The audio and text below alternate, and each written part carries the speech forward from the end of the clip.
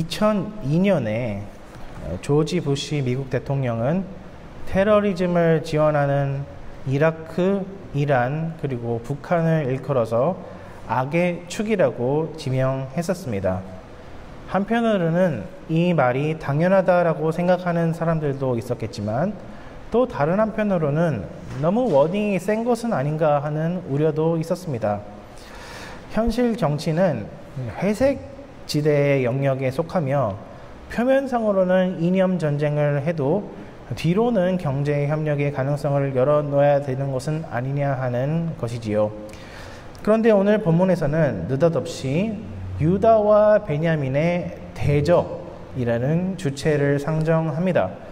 그리고 이들이 포로귀환 공동체들의 영적인 건축 사업을 방해하는 모습을 묘사하고 있습니다. 오늘 본문은 어떤 근거로 성전 건축 사업을 반대한 사람들을 대적이라고 표현하고 있을까요? 첫 번째로 그들은 종교 혼합주의자들이었습니다. 그들은 스룹바벨의 1차 포로귀환 공동체가 성전을 건축한다라는 소식을 듣고 찾아와서 같이 성전을 짓게 해달라고 요청합니다. 그리고 그렇게 요청하는 근거는 자기들도 동일한 하나님을 찾고 있기 때문이라고 합니다. 이어서 그들은 아수르 왕 에살핫돈이 사마리아 지역으로 자기네들을 이주시킨 이래로 자기들도 여호와 하나님을 섬긴다고 주장합니다. 그리고 열왕기하 17장을 보시면은 그 이야기가 얼추 맞다는 것을 볼 수도 있습니다. 그러나 그것은 민족 혼합 정책이었고 문화 혼합 정책이었는데 동시에 그것은 민족 말살 정책 또는 문화 말살 정책이었습니다. 대한민국도 우리나라도 마찬가지로 이제 일제 치하에서 비슷한 민족 문화 말살 정책을 당했었죠.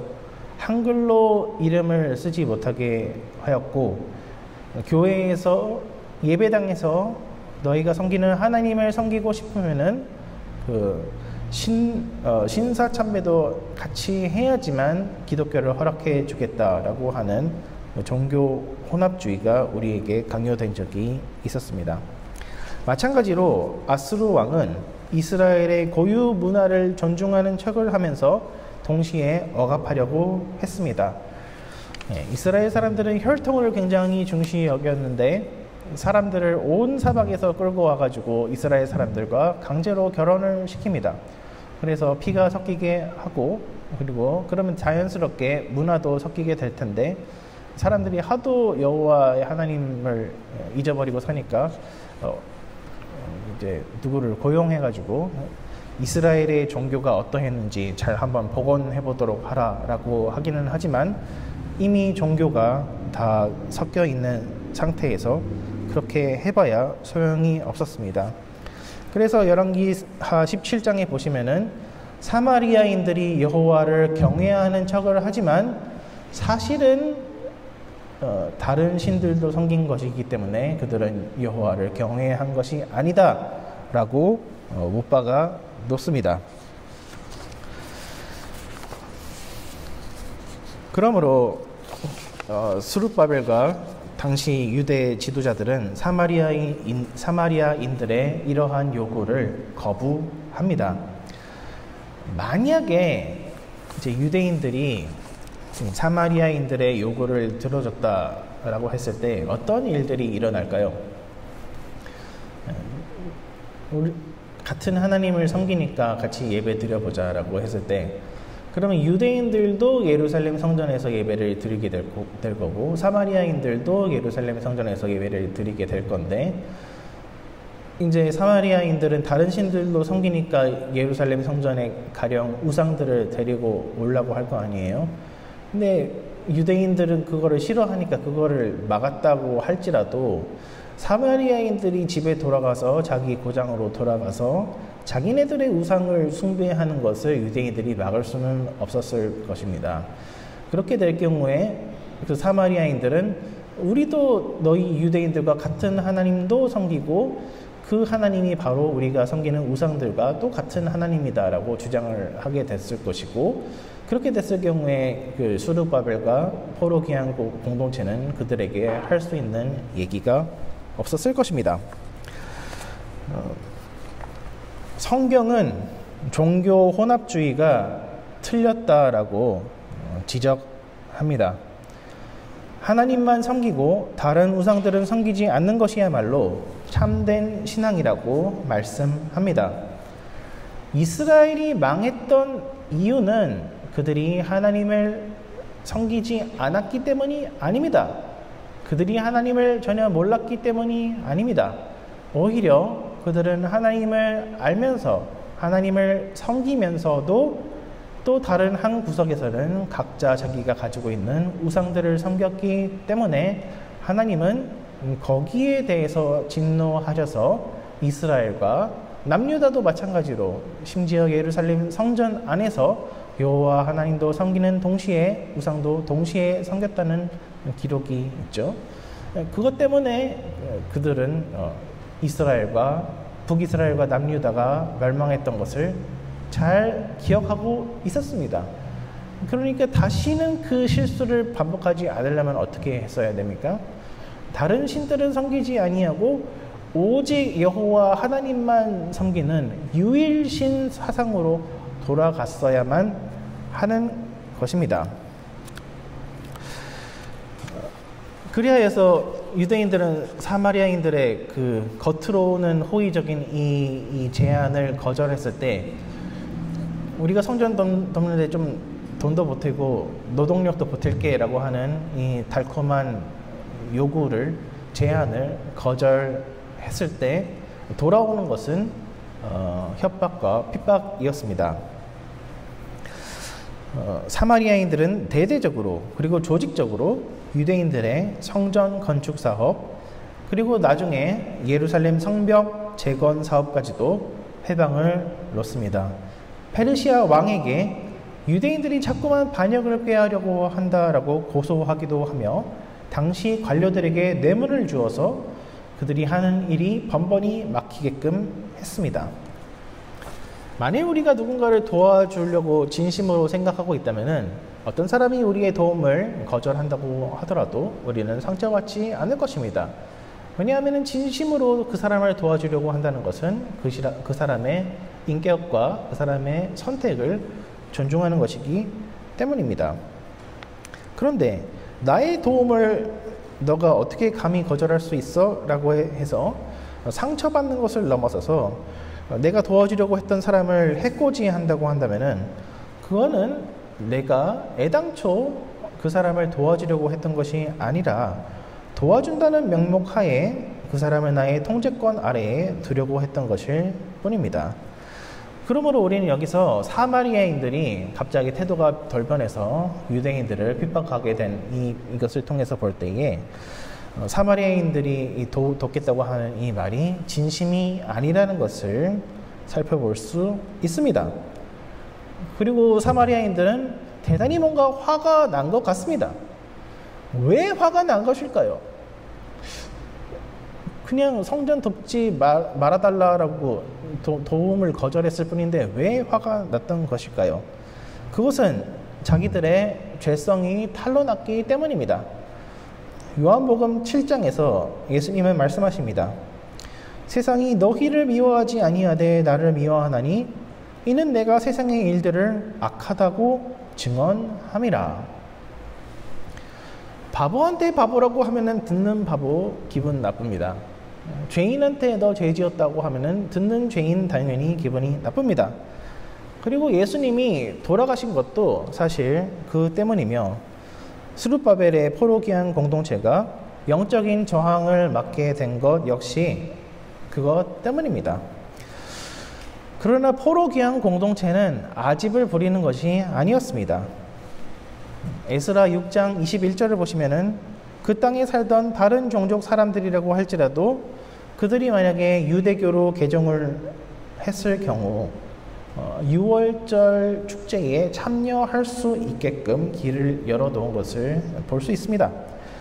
그러니까 피부색에 상관없이 혈통에 상관없이 온전히 여호와 하나님만을 섬기겠다라고 고백하기만 한다면, 그리고 그러한 삶을 살아가기로 약속하기만 한다면 굳이 배척하지 않았다라고 하는 이야기입니다.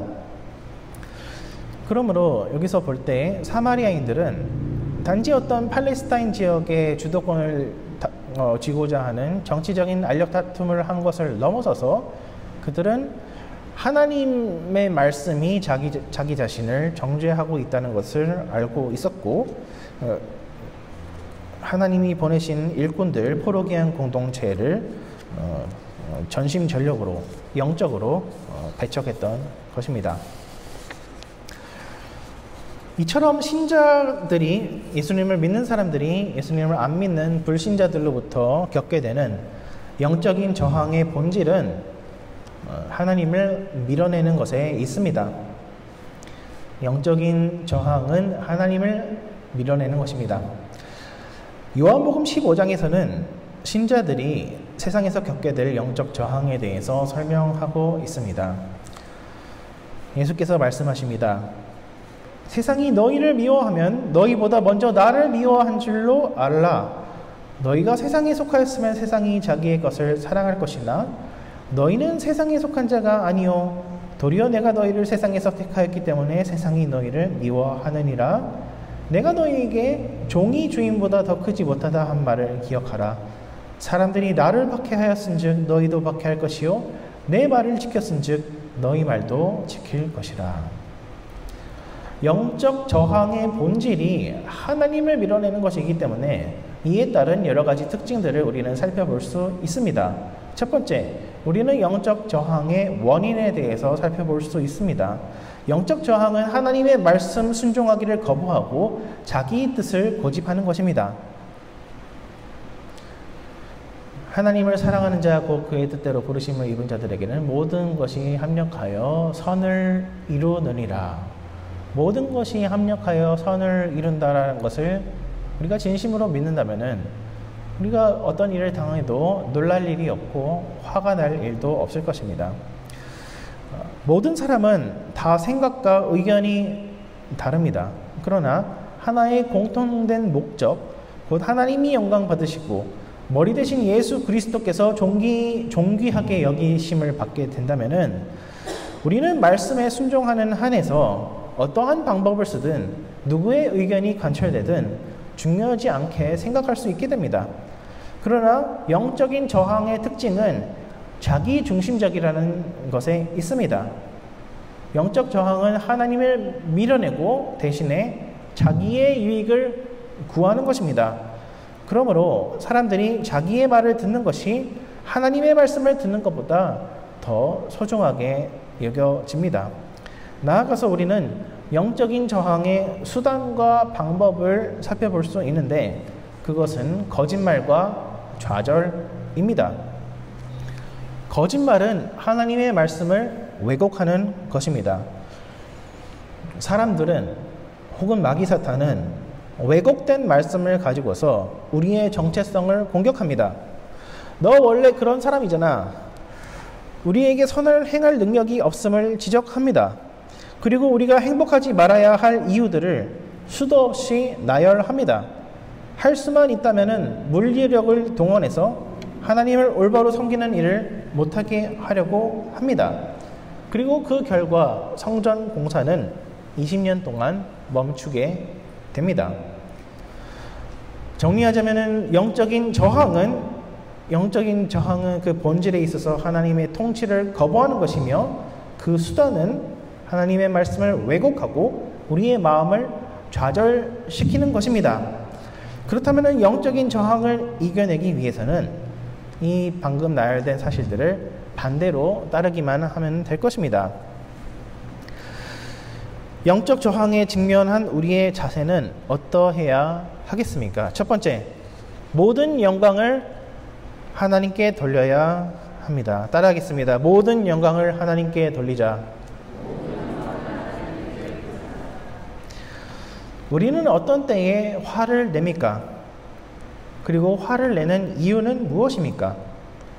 화를 내는 것 자체는 나쁜 일이 아닙니다.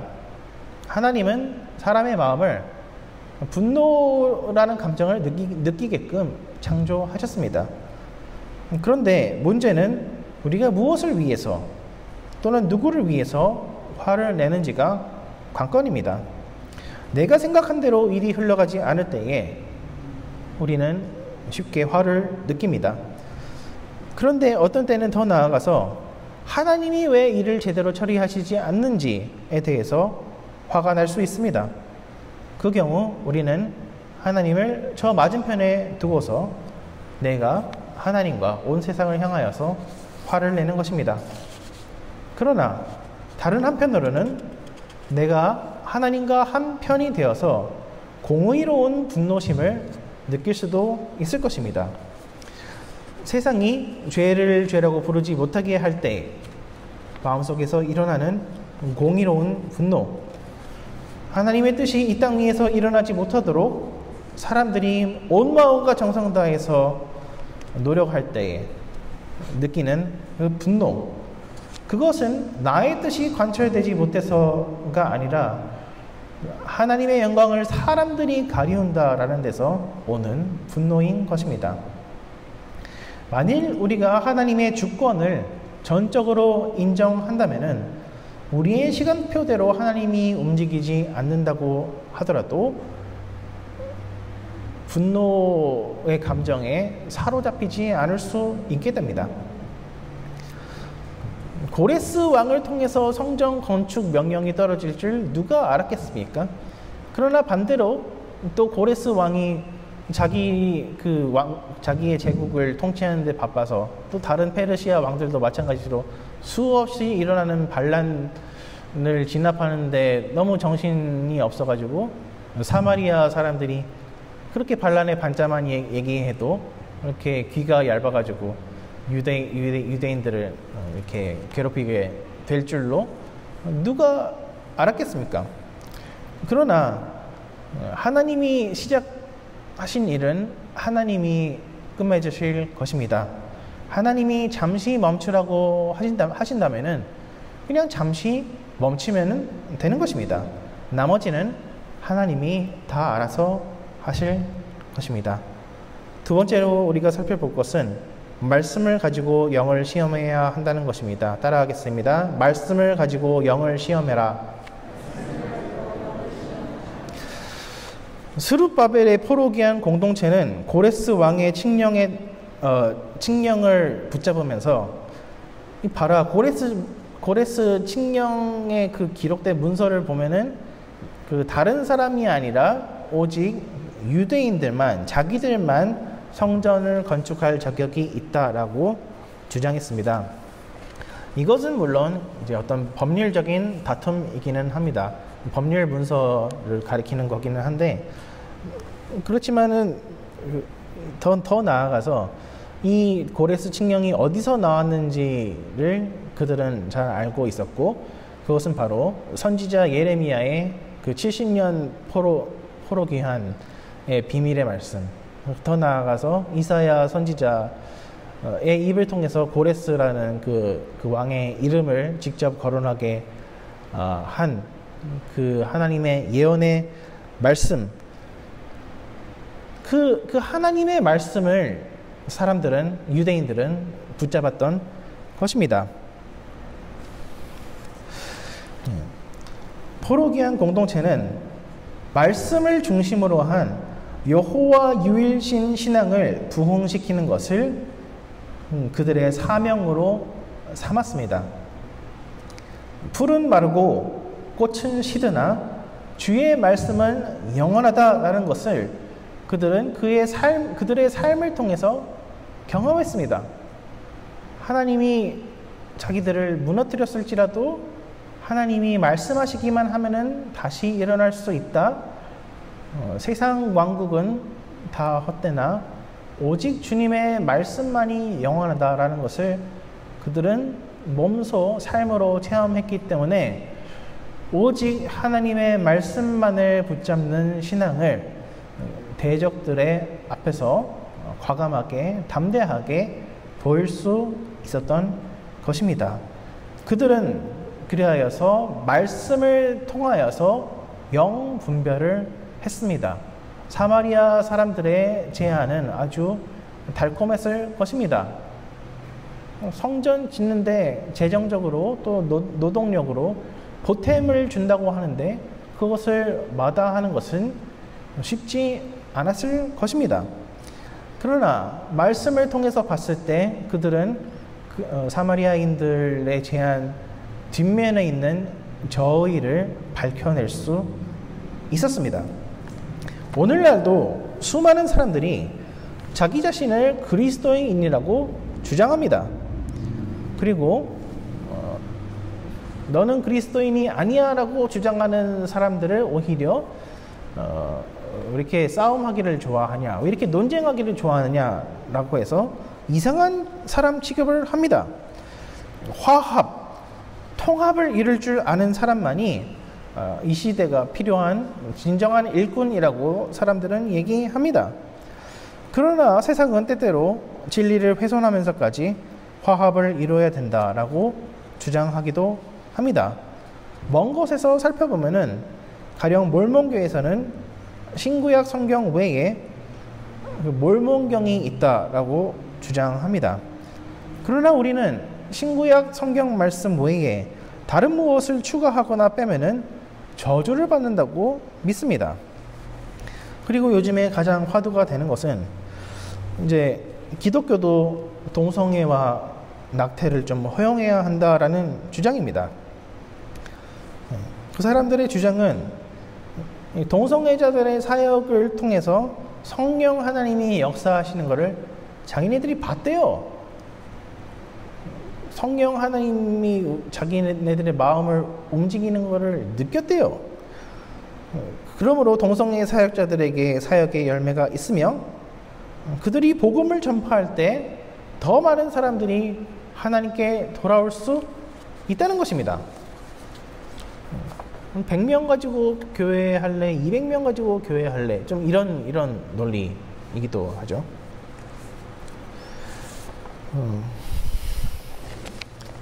어떻습니까?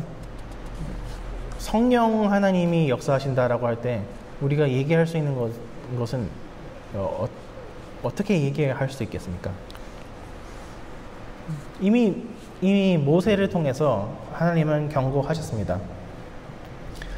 아무리 그럴싸한 선지자가 나타나서 예언을 하며 기적을 행한다고 할지라도 그것이 기록된 하나님의 말씀에 위배되는 것이라면 절대로 속아 넘어가서는 안 된다라고 말입니다.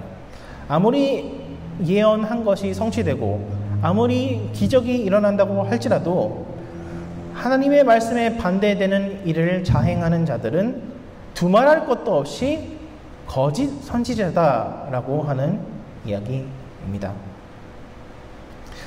세 번째로 영적인 저항이 있을 때 우리는 좌절하지 말아야 할 것입니다. 따라하겠습니다. 영적 저항이 있을 때 좌절하지 말자. 사도 요한은 말씀합니다. 형제들아, 세상이 너희를 미워하여도 이상히 여기지 말라. 이상히 여기지 말라. 반대에 부딪히는 것을 좋아하는, 즐기는 사람은 많지는 않을 것입니다. 그러나 예수님께서는 오히려 우리에게 박해를 당할 때에 기뻐하라 라고 말씀합니다. 사도 바울과 실라도 마찬가지로 감옥에 갇혔을 때에 주의 이름을 위해 고난받기 합당한 자로 여겨주심에 감사 찬양을 올려드렸습니다. 영적 저항을 맞닥뜨릴 때에 우리는 그 저항의 성격이 영적인 것임을 기억해야 할 것입니다.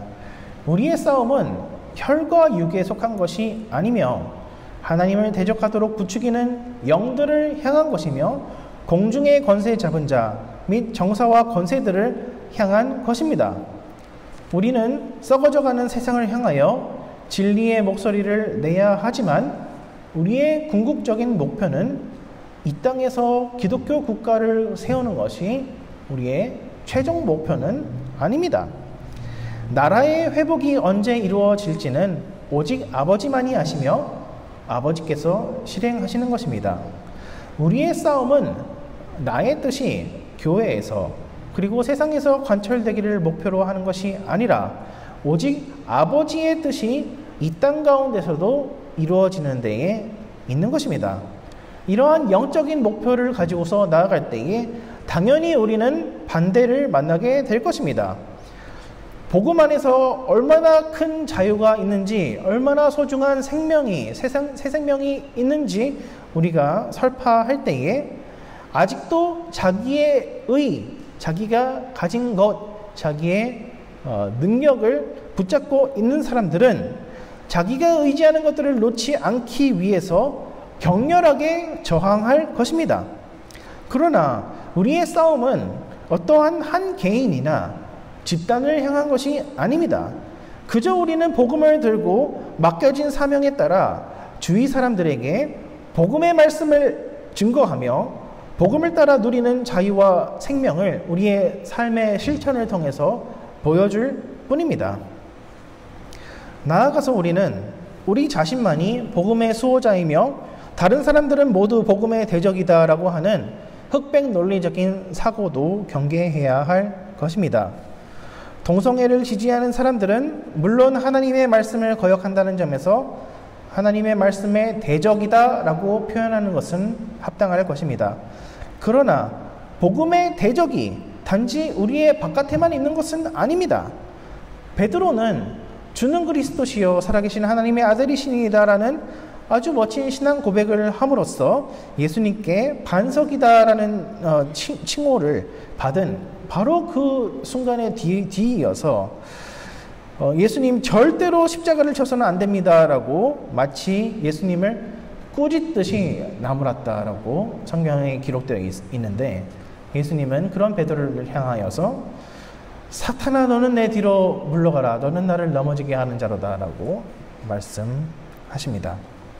영적인 저항은 하나님의 나라와 통치와 주권에 대한 저항이며, 그러므로 사실상 모든 죄는 하나님께 대한 영적인 저항입니다.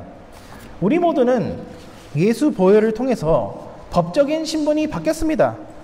반역자 신분에서 선량한 시민으로 신분이 바뀌었습니다. 그러나 우리가 법적으로 선량한 시민이 되었다고 할지라도 우리가 마음과 행동으로 하나님을 거역할 때가 얼마나 많이 있습니까? 에스라서에서는 유다와 베냐민의 대적이라는 표현을 써놓고서 그렇게 쓸 수 있었던 이유를 설명하기 위해서 먼 미래에 있었던 모든 대적 행위까지 다 나열해 놓았습니다. 그래서 이 에스라 4장은 하나의 스토리가 아니라 여러 가지 스토리를 한 가지의 주제로 짜맞추어 놓은 그런 성경 말씀인 것입니다. 역대 있었던 모든 그 대적 사건들을 모아놓은 것이죠.